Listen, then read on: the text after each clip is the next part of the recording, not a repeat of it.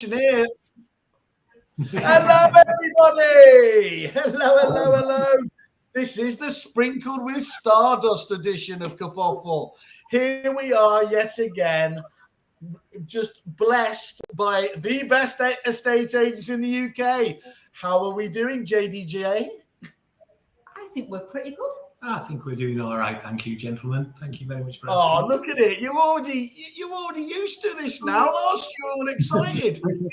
Michelle, last year you had Corona and you were more excited. I didn't know at this point. I didn't know, did I either? Well, that brings me on to a serious point. I'd like to run a clip to demonstrate my next question, because you are now sort of two-time winners. I mean, it's never been done before, the double. You've taken it on the bounce again.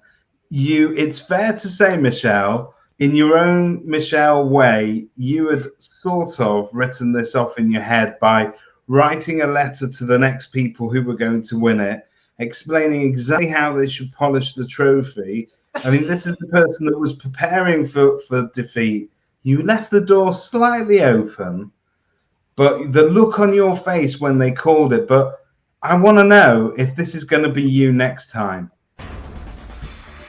From the upcoming film True Crimes, please welcome two-time Golden Globe winner, Jim Carrey.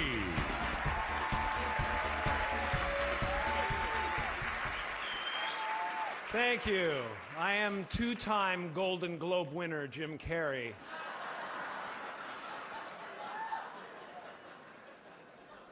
You know, when I go to sleep at night, I'm not just a guy going to sleep. I'm two-time Golden Globe winner, Jim Carrey, going to get some well-needed shut-eye. And when I dream, I don't just dream any old dream. No, sir. I dream about being three-time Golden Globe winning actor Jim Carrey. Because then I would be enough. So tell me, Michelle, do you dream about being three-time winners? Or Of course. But I dreamt about being second-time winner. But literally, it was just a dream. And I think the dream was sort of like completely shattered the night before when Simon told me he'd introduce me to the next winner. And it might be nice if I thought about what I wanted to say. And that's what I dreamt about the night before. David, can I just tell you there, when I gave her that great advice of how to appear magnanimous, it was the first time I've ever seen Michelle look violent. They thought that she might actually have to talk to these hideous people taking her prize home with her. I was lucky to make it out the bar. Well, we have some eyewitness reports from the day. So Mitch Hanley was there. He says he spoke to Michelle and Josh when they popped to their stand as soon as the event opened, and they were telling us how gutted they were at giving up the trophy. After speaking to Michelle and understanding the wealth of knowledge she possesses, you could just tell they had a good chance of regaining their title again. And that proved to be the case. It's very well deserved. Also, thank you, Michelle, for inspiring us with the EA Masters winner pin badge idea as well. And I've actually another one done, so I can let you know. Line up. I love that more than anything. So he mentioned actually the chance, a good chance of regaining it.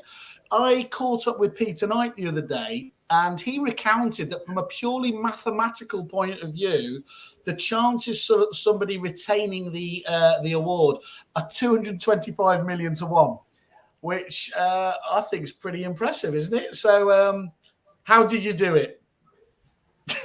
And are you going to go and buy a bunch of scratch cards tonight as well? Yeah. How did we do it? Same good team as last year.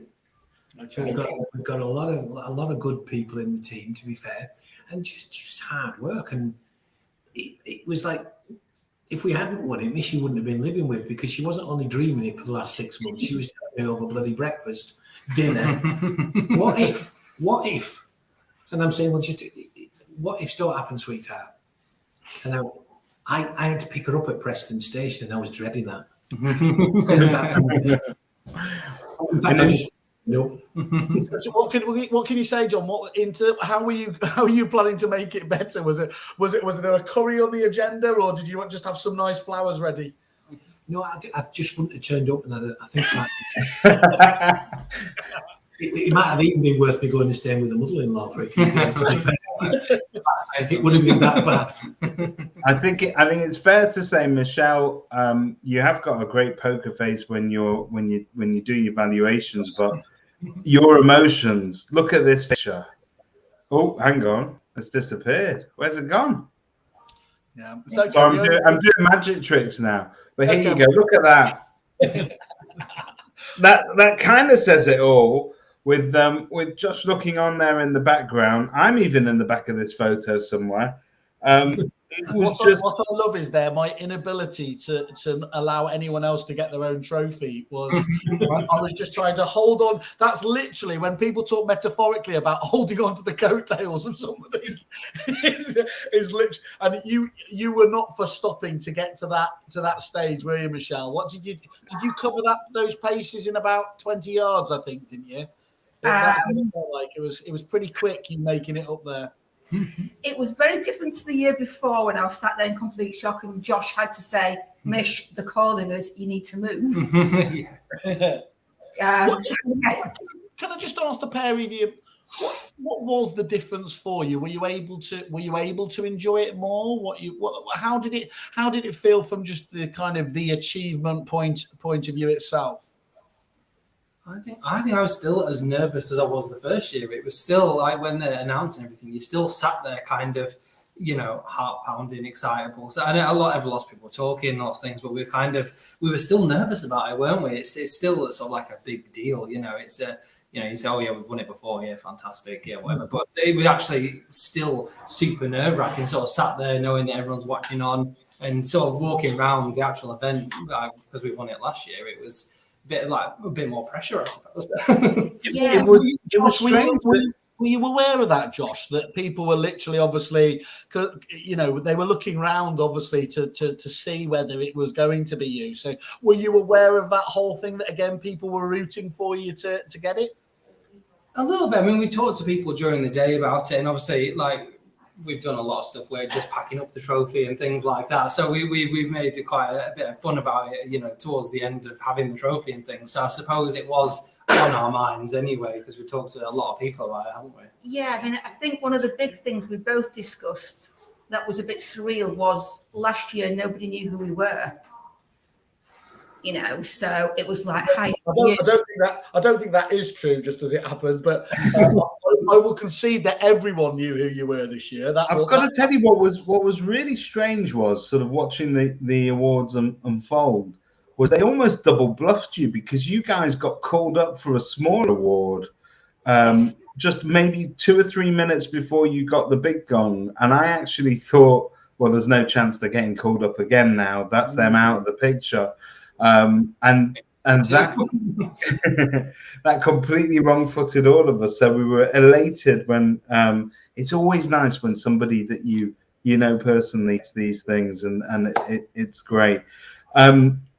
We find ourselves though 2 weeks later in a very different market, perhaps in a very different political climate than we went into it. I'm not saying this is your fault, by the way, but there is a correlation. But I wanted to ask Mr. JDG himself, because I think it's fair to say John's got a fair bit of experience in previous markets and previous cycles where there's been ups and downs. He's seen off more than a few chancellors in his time. And I'm just wondering, John, what your advice is to younger agents, perhaps, that haven't yet met that market, and what the difference is going to be this time round. Thank you for saying the word. Appreciate that. I was saying before, it's really strange because this is probably the third or fourth housing market recession that I've actually been through. And I remember I think it was the first or the second time the Property Academy Rightmove Awards were on, they had a speaker on that said, that you can go back as far as you want in history, and the British housing market is a 12-year cycle. It peaks at 12 years, it drops away a little bit, it stagnates, and then it goes again. And I think there's a big difference this time to when the last one was 2007, 2008, 2009, is that this time we've got very high employment. Last time we had quite high unemployment. So I think people are probably better able to see themselves through this. And again, if you go back into the 90s when I was here, we had interest rates of 15%. Yeah. So I think if people can actually get fixed rate mortgages for the next sort of 5 or 6 years, they can ride themselves through the worst of it. And I think as far as sellers are concerned, is stop putting your house on with the person that's just giving you the highest valuation, and look at the person that's got the experience and who can actually give the best advice on how to sell your house. And that's all I would say to people. Is, don't panic. We've been here before.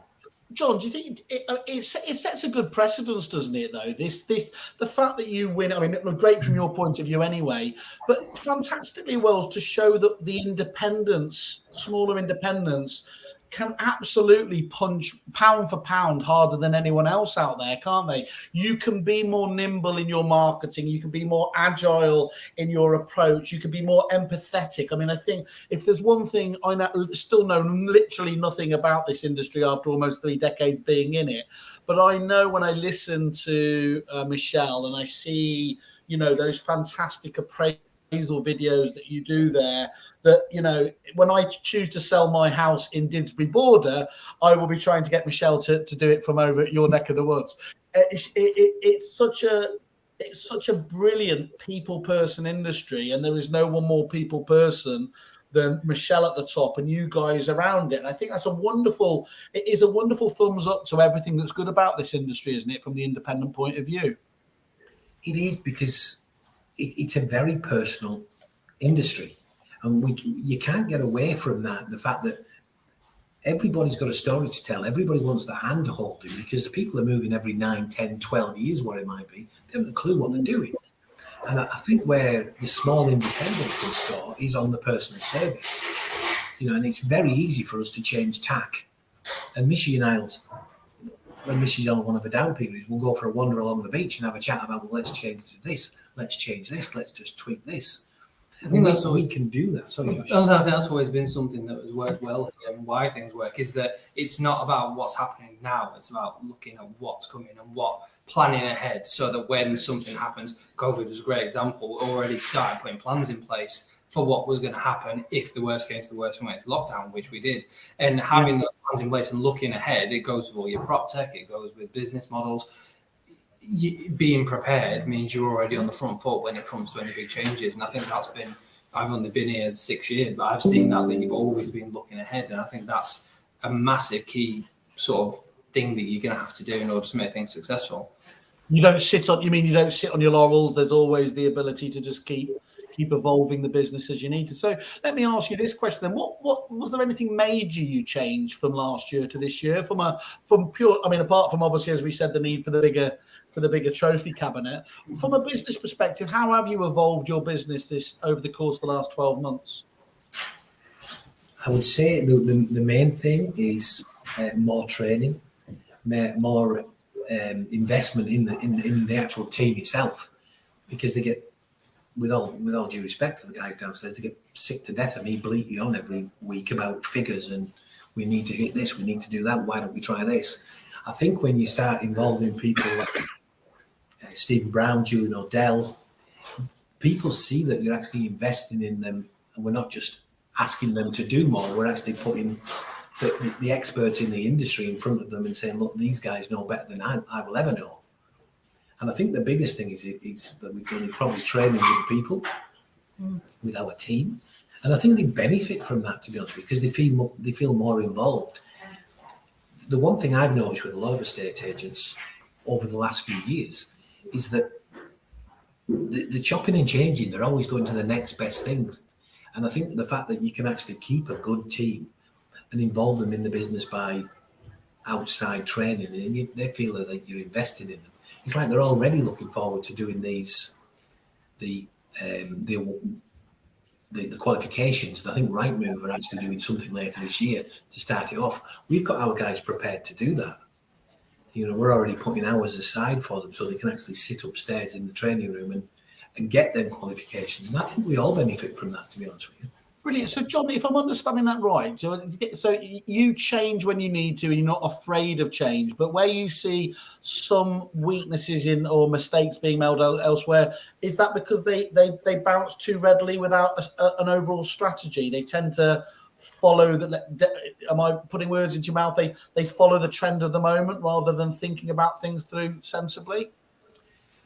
I think it's very easy for people to come in and do the same thing they did yesterday and the day before and all that. And I think what we've got to do as managing directors of the companies is to keep our team involved with the changes and ask them what it's like. We sat down with our lettings team earlier this week, and basically the question is, we don't have any of the answers. How can we improve your job by outsourcing, by using the likes of Moneypenny, etc., better? And by involving them and changing the job so that it helps them better and they've got an involvement in it, it becomes their responsibility, if you will, rather than just a job that they're doing on a day-to-day basis. They take more ownership of it because you're giving them that responsibility. Exactly, Simon. Yeah, and it's not the one thing we don't have here is the big boss telling everybody else what to do. It's a team. But the one thing that all three of you have is that you tireless. A lot of people get to your sort of level and they take a bit of a back seat, and they almost go to sleep on their businesses because they feel that how much better could it actually get. But you guys, you can outwork your competition, but also any member of staff. You put in the hours. You're out there on the coalface valuing.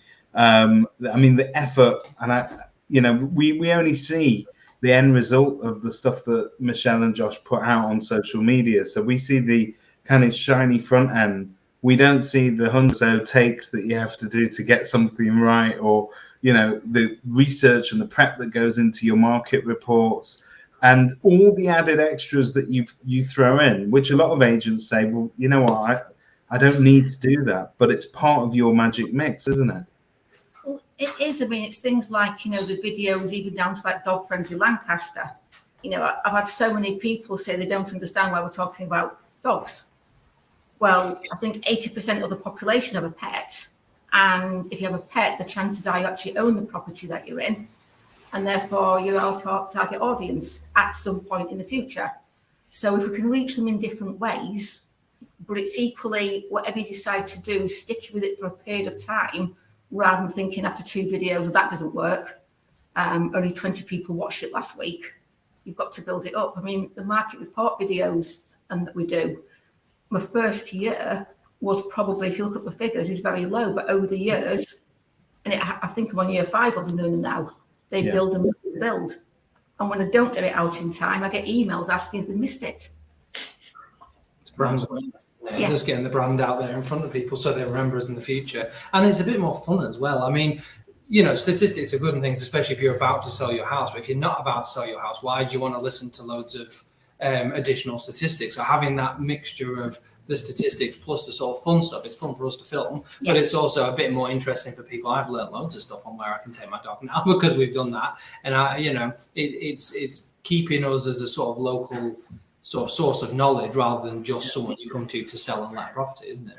And it's about trust at the end of the day as well, isn't it? Once you're giving them advice on where to take their dogs out for the day. It could be taking their kids out for the day. But the point is, people are going to be making some life decisions based on the advice that you give them, whether it's casual advice about where they can go and eat with a dog, or whether they need to move house at this time. It all boils down to the same thing, that if I connect with you on camera and I think, actually, these are nice people, they're doing fun content, they don't need to, but they're doing it to add value, I think it just instantly sort of registers as somebody who I could put my trust and faith in. It does, and it makes it easier for me in my video call valuations, because I'm the same person on the video call that I am on the video that they've actually watched. Yeah. So it makes it easier. I'm not a stranger. So I find that really, really helps me personally. So what you're saying, that the more and more you go into places, even though you might not know, they feel like they know you already because of that, just that brand building over the course of the year with all your updates and everything else.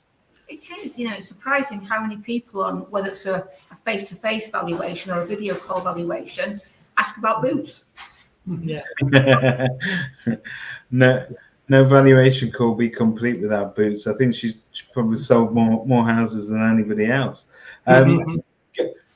Going on to, and we touched on this last year when we spoke to you guys, and anyone who keeps up with what people say online in this industry will know that you have a special dispensation from Chris Watkins. You are pretty much the only agent he allows to use the Rightmove share graph with, the pie chart. He doesn't like it with anybody else, but he's given you special permission to do it.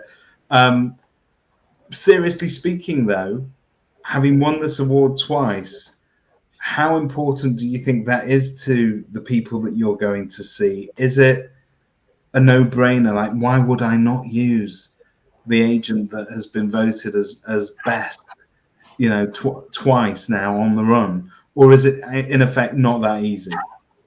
I still use it religiously in every single appointment, whether it's video call or it's face-to-face. But it's the bit at the end that you can pull out to say, and as you can see, by doing it the way we do get the results. And I have both that in what I call my performance sheet and the Rightmove graph. So whether it would work without it or not, I can't say, because I will continue to use it, because why not use it when things are working the way they're working? But do you remember, Michelle, there were some there's always some sniffy people who always moan about it. We were saying, well, will it make any difference to you over the course of the year? Apart from what it's done for you from a pride point of view, for the team there, obviously, everyone coming together, I can't see how it can't help but be, a lovely USP for you as a business to have stood out at such a prestigious awards. And let's not forget, one of the biggest things that's most impressive about this year is they changed all the source, didn't they, of the data points and everything else there. So to bounce from, getting the Rightmove stats through to, I think it's the 20A stats and layering in even more data points, makes that even more of a standout. Now, that might be too micro to communicate to clients, but winning it 1 year has got to stand out, but 2 years is becoming a trend, isn't it?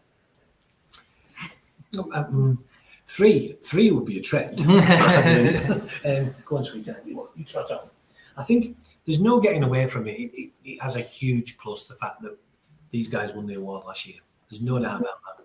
And it even brings out more of the sort of sniping from the other agents, But I think the fact that you can actually produce the figures, and I think one of the most important figures is that it showed last year that we actually achieved between 2% and 3% more than the other local estate agents. Well, that's fantastic, isn't it? That's critical, yeah. And that negates the fee. Yeah. The one thing we're up against, and it's going to get even more so going forward over the next 12 months, is people are going to start cutting fees to get the stock. Yeah.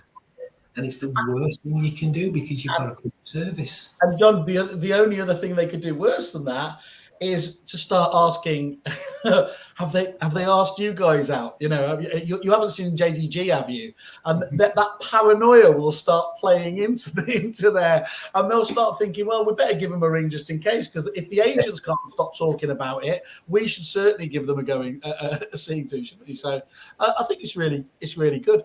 Michelle, I wanted to ask you one question though that was dear to my heart after telling you to be magnanimous and everything else.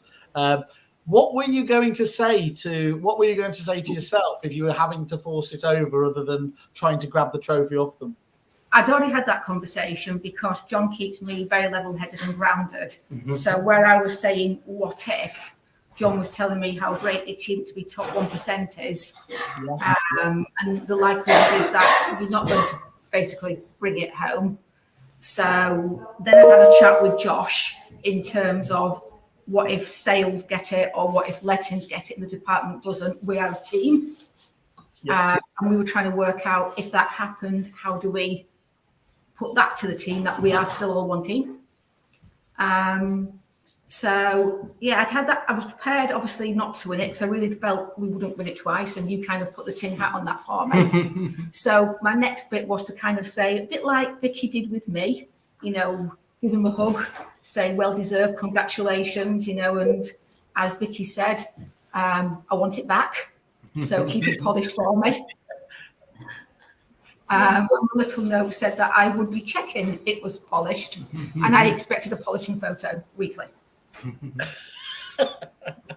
Excellent. It was. I was just gonna say last year they had the athletes, didn't they, presenting the awards, who all had very individual and interesting stories. This year we had a fair mix. I think we had the guy from the Thai cave rescue. And we also had the Sky Sports presenter, who I found absolutely fascinating in terms of his attitude towards doing his job. I mean, one thing he said there was that he never takes a sick day because he knows that at his level, giving somebody a chance means that you're out of the game for good. And of course, there was also the TV judge. And they were all very, very lovely and very chatty. Did you have any quality conversations with the talent this year? I did, because I got put on the speakers table at the front. So bearing in mind I was so nervous because I've never done anything like that before, where it's natural to you guys. So I've got a little microphone on and I got told where I was sitting. I sat down and Helen Sharman said to me, "Hi." She said, "Can I ask, are you a speaker, a estate agent, a supplier?" So I said, "Oh, I'm an estate agent." I said, "That's who you are." And as soon as she said Helen, I went, "Oh my God, you're the space lady." To which she replied, "Most people refer to as an astronaut, actually, but I'll take space lady." And then David Jones reassured me that it'd be really nice on stage. To talk to him as if I was just sat in the living room and to angle myself looking at him and just pretend he's a client asking me a question about selling a house. That's a nice way.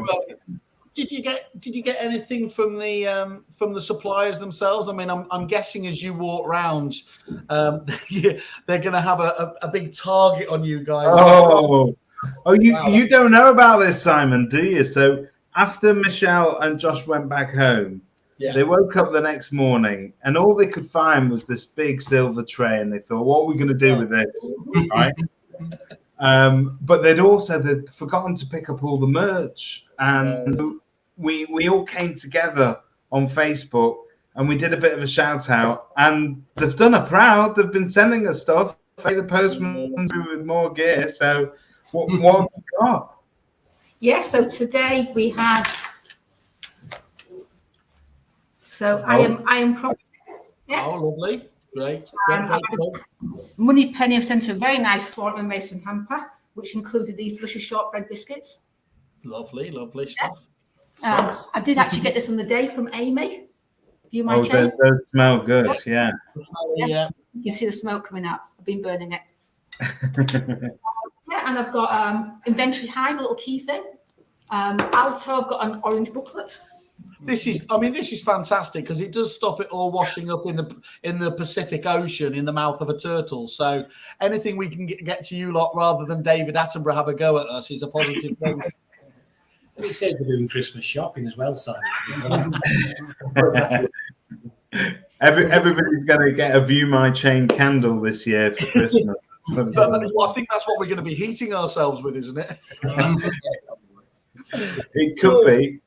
Well, can I ask you a question then? As another agent that's going out speaking to vendors and to buyers, and this applies actually for tenants as well. Are you getting people that are looking more closely at the EPC or that are looking at the how it's going to cost them to heat the house. Are they taking that into account, given that those costs are kind of are all that we see in the headlines these days?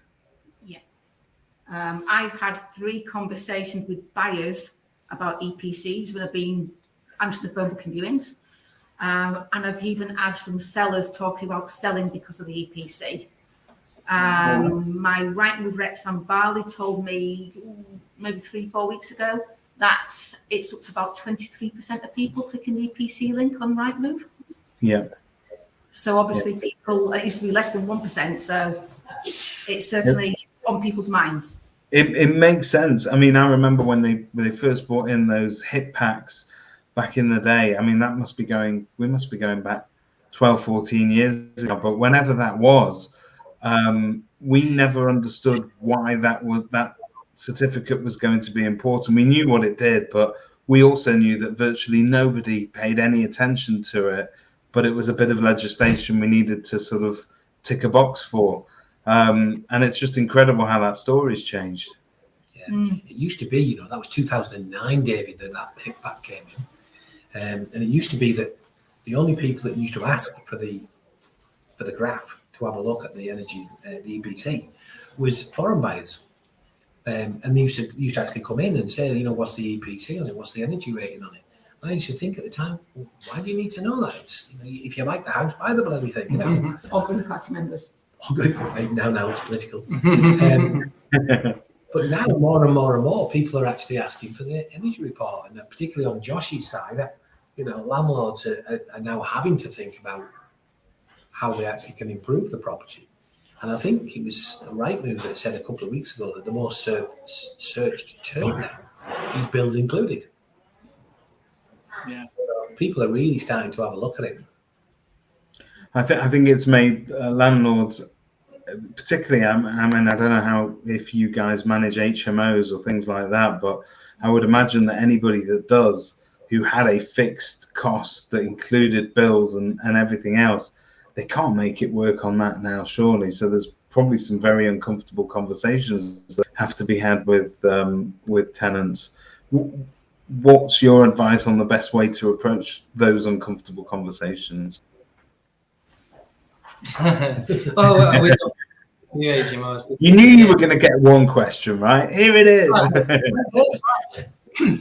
We don't do HMOs per se ourselves here, but we still we have those sort of conversations coming in about increasing rents and things, which is a bit obviously controversial at the moment. But I think obviously some tenants consider like landlords are just sitting on piles of gold, and all that money just goes into their pocket. But with landlords' mortgage rates increasing and insurance costs increasing, it's obviously not just the general bills. It's just sort of looking back, and we always try to be fair here. It's we obviously work for or with the landlord and put tenants in their properties, but it's having that conversation about that. When was the last time your rent was reviewed? When was why is it going up? It's not. We're quite open with our tenants and our landlords, so it's not your rent is going up and that's the end of it. It's your rent is going up. It's because landlords have absorbed costs for quite a while for you, but now their costs have massively increased, so they have to sort of increase your rent in line with that, proportionally. And we don't just £200 extra a month kind of thing. We kind of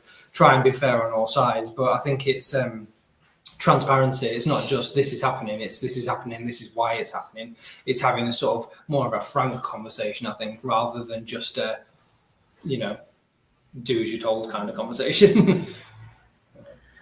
That's great. So if I can ask you, other than taking it for the 3rd year running, what's next for JDG? Yeah, what's the next challenge? What can there possibly be?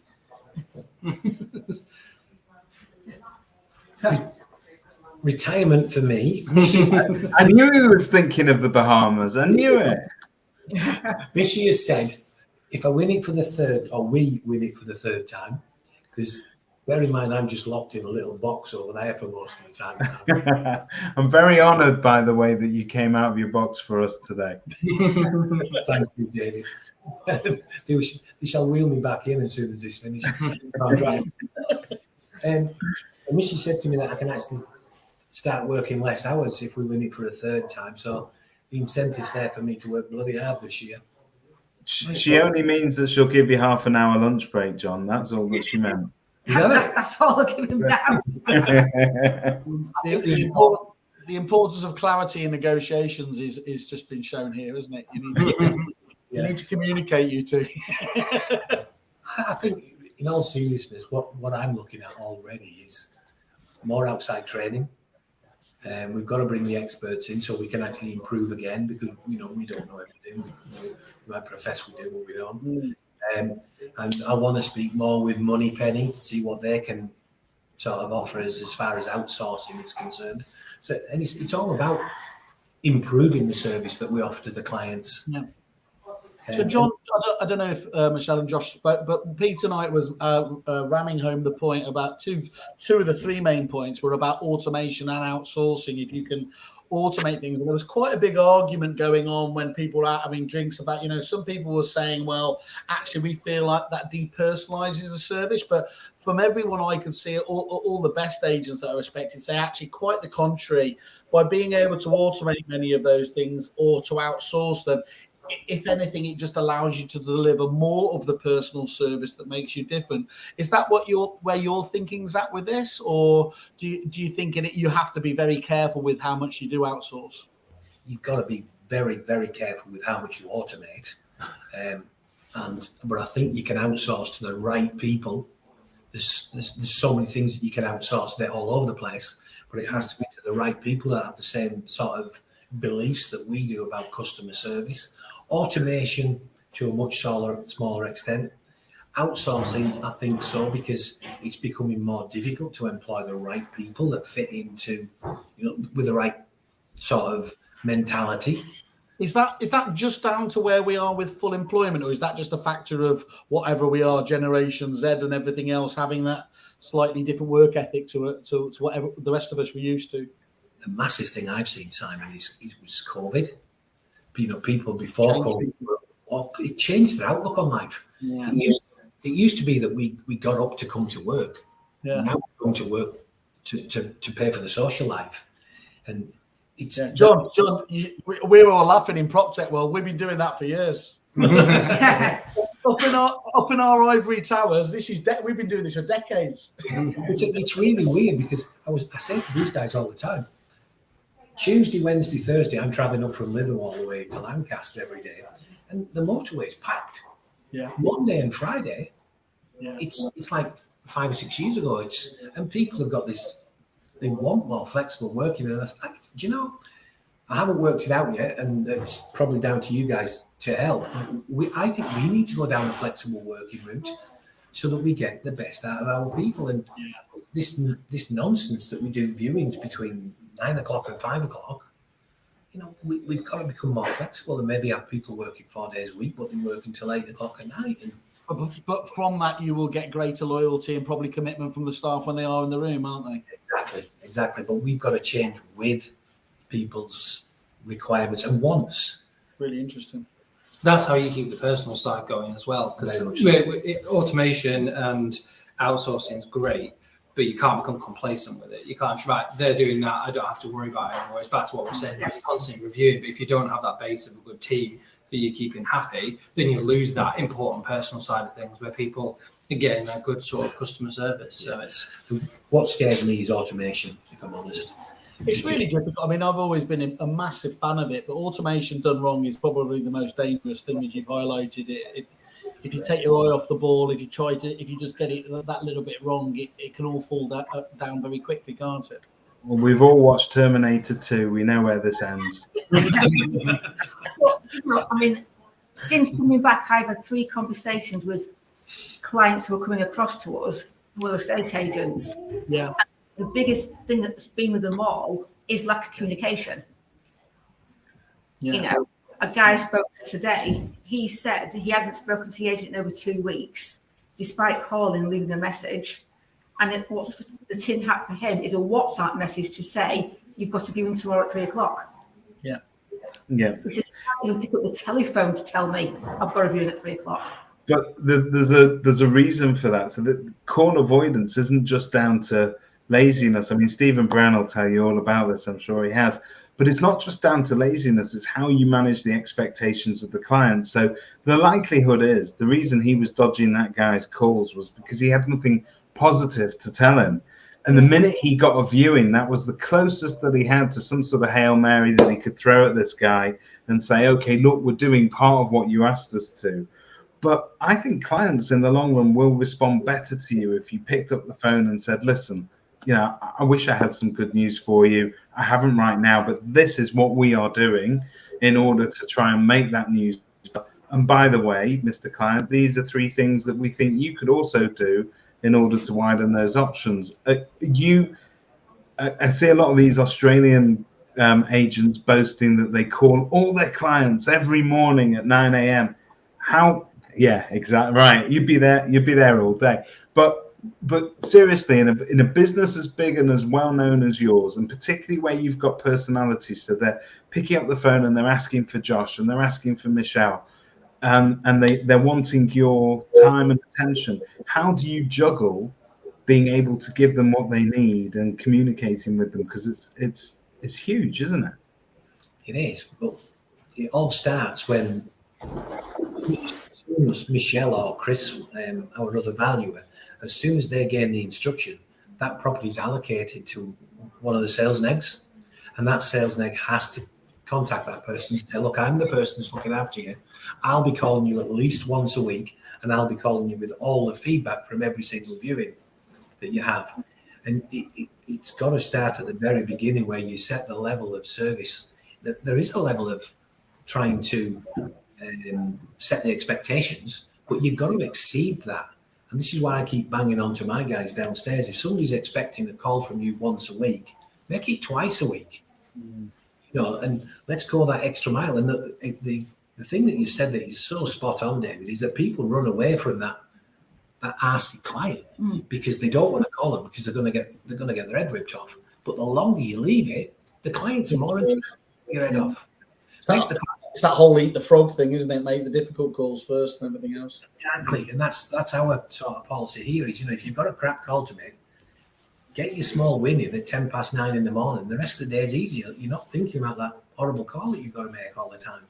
I just realised I didn't do the dishwasher, so the missus is going to shout at me. So, and on that note, I'm going to thank you guys for this invaluable information that you've given us, but advice as well. And I think there, as an example to any other agent, no matter the size of the business, because let's put it in perspective, you are a small northern independent, aren't you? And you have come out and you against massive businesses, and you've managed to take that trophy for the second time. I'd like to make an appointment now if we could.